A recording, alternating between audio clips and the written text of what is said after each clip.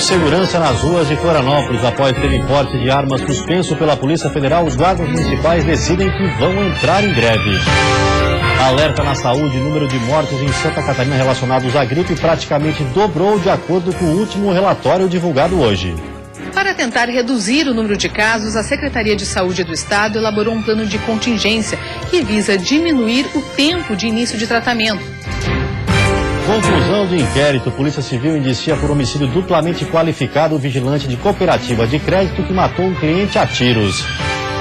Eleições 2016, com novas regras, não apenas partidos e candidatos, mas também eleitores devem ficar atentos para não descumprirem as normas. Vem ainda o futebol: Figueirense derrota o Sampaio Corrêa no Scarpelli e avança para a próxima fase da Copa do Brasil. A Identidade desta quinta-feira já está no ar.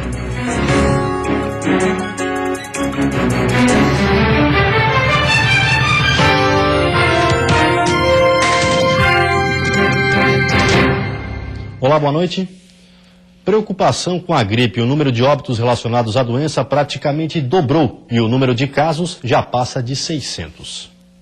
No penúltimo relatório divulgado ainda no final de junho, o número de 523, sendo 44 óbitos. Em coletiva realizada hoje, os números atualizados mostram um grande aumento. Santa Catarina tem atualmente 616 casos de influenza confirmados, com 75 mortes. Dados que estão preocupando as autoridades, pois se aproximam do ano de 2012, quando o estado registrou 750 casos da doença.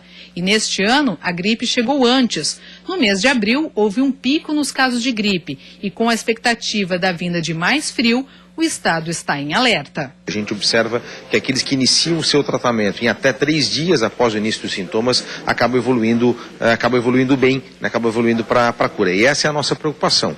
Por isso que nós estamos aqui reforçando todas essas medidas. Para tentar reduzir o número de casos, a Secretaria de Saúde do Estado elaborou um plano de contingência que visa diminuir o tempo de início de tratamento, que hoje é de 3 dias para 48 horas. Monitorar os leitos de UTIs dos hospitais de todas as regiões e realizar a capacitação dos profissionais de saúde dos municípios com o maior número de casos de gripe. É um trabalho específico nos municípios com o maior número de casos, o reforço das ações de capacitação com os profissionais de saúde e com a população através de materiais de informação. O foco do plano é tentar orientar a população para procurar atendimento logo nos primeiros sintomas e sensibilizar as equipes de saúde a iniciar o tratamento rapidamente. Com isso, o Estado quer, além de reduzir o número de casos e de mortes, evitar longas internações. Quanto mais cedo nós iniciamos o tratamento, nós vamos ter uma diminuição da possibilidade de evolução para as formas graves. Então, se a gente tratar adequadamente os pacientes com gripe, eles não vão se transformar em síndrome respiratória aguda grave. E, claro, com isso a gente tem um número menor de internação, um número menor de necessidade de leito de UTI. E, com isso, a gente consegue evitar os casos graves e as mortes. O Estado adquiriu equipamentos novos e mais modernos para serem usados no tratamento pulmonar e reforçou o estoque de medicamento Tamiflu para poder atender todas as pessoas que precisarem de medicação. O Estado de Santa Catarina recebeu do Ministério da Saúde o antiviral específico para tratamento de gripe com fator de risco e também de síndrome respiratória aguda grave. Nós temos um volume adequado para o nosso consumo pela média dos anos anteriores. O Ministério já sinalizou que, caso precisamos de mais tratamentos, eles encaminharão. Pessoas com mais de 40 anos e com doença crônica são as maiores vítimas da gripe. As regiões serrana, norte e litoral são as com as maiores incidências da doença. Na capital, o Hospital Nereu Ramos é uma das referências no tratamento da influenza. Segundo o diretor da unidade, a maioria dos pacientes chegam já em estado grave. Por isso, a importância de procurar um médico para iniciar o tratamento logo no primeiro estágio da doença. Nesse ano nós temos 54 casos de doença grave, de síndrome respiratória aguda grave encaminhada ao hospital, com 9 óbitos. É um número alto, né, uma mortalidade alta, quase 20%, que reflete a situação da gripe epidemiológica em todo o estado, né? Quer dizer, é importante que a partir disso se reforce as questões de prevenção, as questões de tratamento precoce, para evitar que cresça o número de pacientes internados.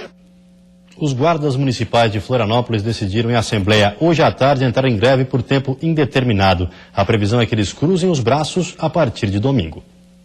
A decisão foi tomada pela categoria porque os 170 agentes estão desde sexta-feira com o porte de armas suspenso pela Polícia Federal. Eles alegam que, por questões de segurança, estão cumprindo o expediente na sede da corporação.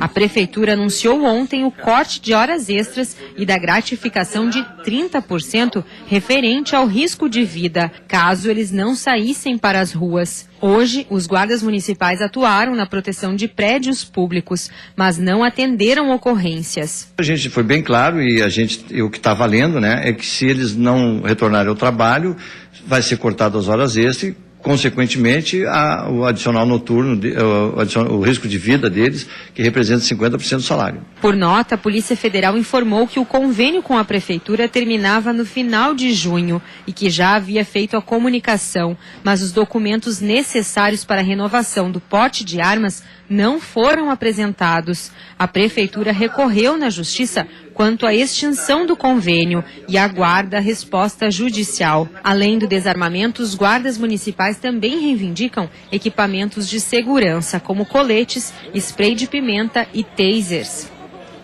O vigilante de uma cooperativa de crédito de Joinville, no norte catarinense, foi indiciado por homicídio duplamente qualificado. Na semana passada foram divulgadas imagens das câmeras de monitoramento da cooperativa de crédito de Joinville, onde um vigilante matou a tiros um cliente. O vídeo mostra os dois homens conversando. Em seguida, após uma suposta discussão, o vigilante Felipe Gonçalves Leal, de 31 anos, atira a queima-roupa contra o cliente que estava do outro lado do vidro. Foram 3 tiros que resultaram na morte de Edson Luiz Gadotti, de 35 anos. Para a Polícia Militar, o guarda disse ter confundido o cliente com um assaltante. A vítima era instrutor de autoescola e teria ido até a agência, que já estava fechada, para trocar um cheque depois de ter sido demitido. Na época, o guarda teve a prisão preventiva decretada e foi levado para o presídio regional de Joinville. Ele foi indiciado por homicídio duplamente qualificado, seja por motivação fútil ou por impossibilidade de defesa da vítima. A Polícia Civil concluiu o inquérito ontem. E veja a seguir: alerta aos pais: em época de férias escolares, os acidentes domésticos envolvendo crianças aumentam 25%. E também inflação dos alimentos. Florianópolis tem a terceira cesta básica mais cara entre as capitais brasileiras.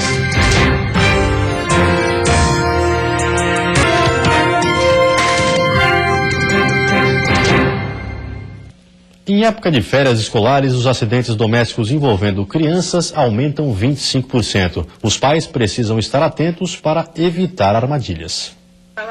Uma simples queda deixou Maia com o braço engessado por mais de um mês. Ela foi passar de um lado do muro para o outro, desequilibrou, caiu em cima do braço e aí quebrou o braço. Segundo o Ministério da Saúde, por ano, 110 mil crianças são hospitalizadas em decorrência de acidentes domésticos. E agora, no período de férias, o número de quedas, choques, intoxicações, afogamentos, sufocamentos e fraturas cresce 25%. Dentro da ortopedia, a gente encontra as contusões e encontra bastante fratura. Principalmente são quedas simples mesmo, tropeça, o terreno irregular, e as crianças elas têm proporcionalmente o osso mais frágil do que os ligamentos e tendões, diferente do adulto. Em 1 minuto de distração de Denise e Jairo, Domênica deu um susto nos pais. O que aconteceu dela prender o dedo em uma porta de um armário. Depois disso, eles resolveram equipar a casa com portões, travas e grades. Fui encaixando, as quinas, as gavetas, lacrando. Agora, com 2 anos, ela explora mais o ambiente. Avaliadas pela coordenadora da ONG Criança Segura, as medidas da família Brito foram aprovadas. A casa da Denise está toda adaptada, assim. Então, é até um modelo de casa que a gente pode mostrar aí para os pais que querem umas dicas,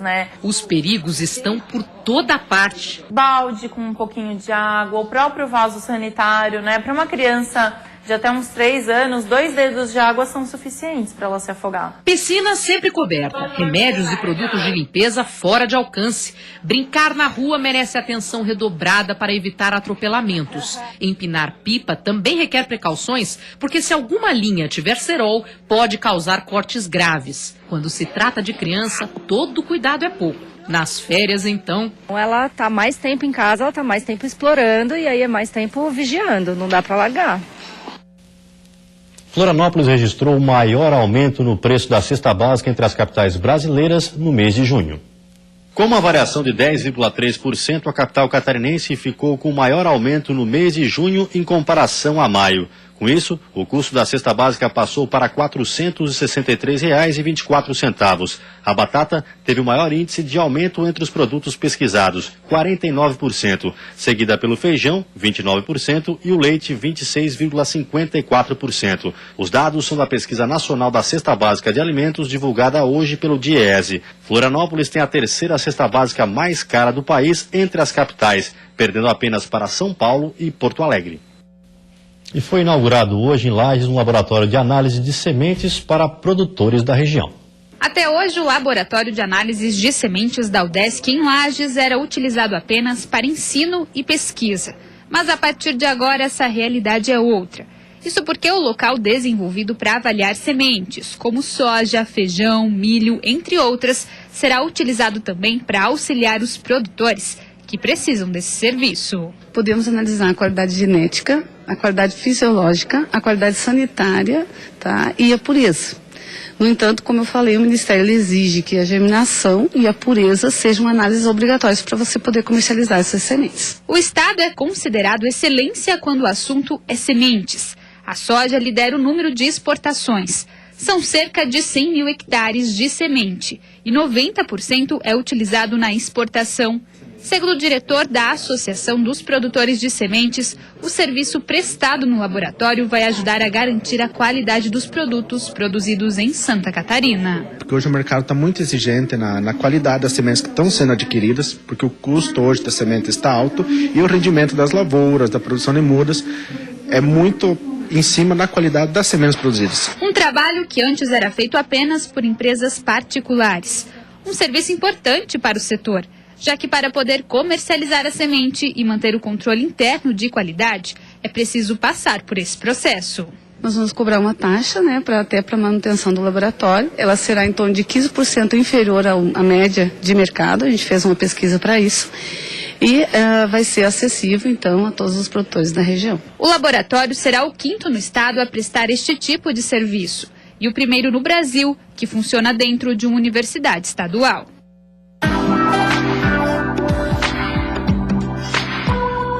A sexta-feira deve ser mais um dia de sol com poucas nuvens em Santa Catarina. Tempo seco, sem chance de chuva em todas as regiões. Mesmo assim, as temperaturas seguem baixas, principalmente pela manhã e à noite. Na Serra, o amanhecer deve ser de 1 grau negativo. No Planalto Norte, Vale do Itajaí e Oeste, mínima de 3 e 4 graus e máxima de 15 e 16. Na Grande Florianópolis e Litoral Norte, mínima de 10 e máxima de 17. E no sul do estado, a mínima fica em 7 graus e a máxima chega aos 15. E depois do intervalo tem futebol. A aposta que deu certo. Os jovens atletas se firmam no elenco do Criciúma. E a classificação do Figueirense para a terceira fase da Copa do Brasil.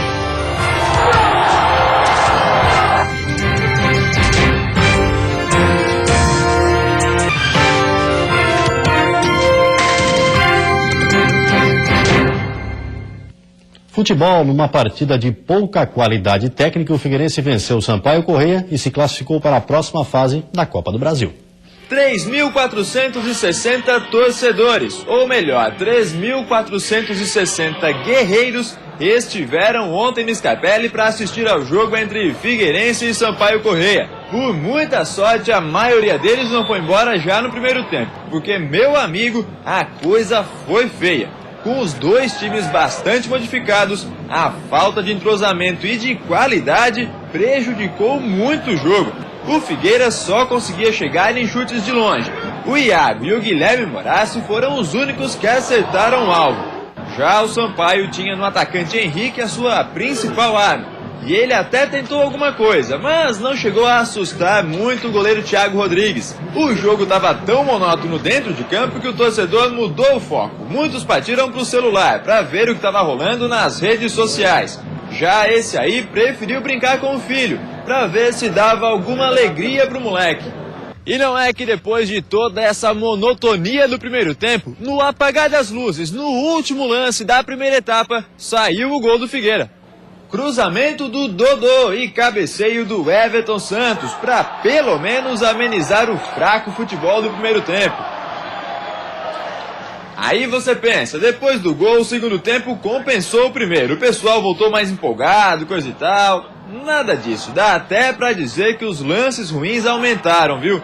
Mas pra não dizer que só teve lance ruim na segunda etapa, com a entrada de jogadores como o Rafael Moura no Figueira e o Pimentinha no Sampaio Corrêa, o jogo ficou mais interessante. Nesse lance, o Everton Santos teve tudo para fazer o gol, mas preferiu o passe para o meio da área e desperdiçou uma ótima chance.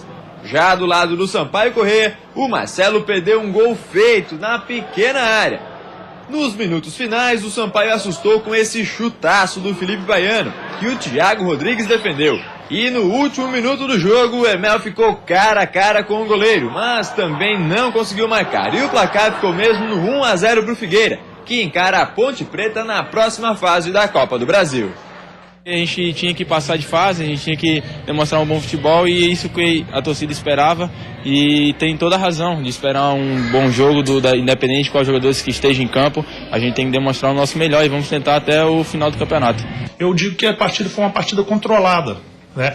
Dificilmente a gente faria uma excelente exibição, né? Por quê? Porque você troca 7 e dá muito mais o quê? Tranquilidade para os jogadores, confiança para eles. Na próxima quarta-feira, pela terceira fase da competição, o Figueirense enfrenta a Ponte Preta, também no Orlando Scarpelli. E o Criciúma está provando nesta temporada que valeu a pena ter apostado em jovens atletas. Um que vem se destacando a cada partida é o meia Douglas Moreira. Do alto do seu 1,66 m, o volante Douglas Moreira já é o destaque do meio-campo do Criciúma. Nessa temporada, o garoto de 20 anos já tem 33 jogos com a camisa do Tigre e comemora o ganho de experiência que vem tendo. Fico muito feliz em completar quase 50 jogos. Acho que amadureci bastante. No começo não tinha tanta oportunidade, não estava jogando tanto. E agora, com essas partidas que vem jogando, acho que estou com ritmo de jogo, estou bem fisicamente, estou confiante e estou muito feliz com isso. Considerado por muitos como o motorzinho do meio-campo do Tigre, Dodge, como é chamado pelos torcedores carvoeiros, não esconde a alegria pela boa fase. Se lá no início ele se sentia mais tímido para arriscar umas chegadas ao ataque, agora ele está totalmente adaptado ao time e chega mais à frente. Minha função ali é atacar e defender, acho que não tenho preferência, gosto de chegar no ataque também e também gosto de roubar a bola e desarmar ali, para mim é indiferente. E veja depois do intervalo, o Seminário Catarinense de Transparência e Controle Social discute na capital o combate à corrupção. E também eleições 2016, o que muda para os partidos e candidatos com as novas regras do TSE.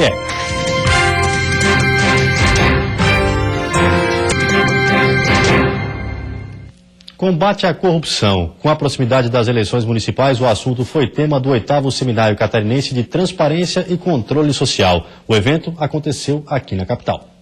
No dia 2 de outubro, os municípios brasileiros irão eleger novos prefeitos e vereadores.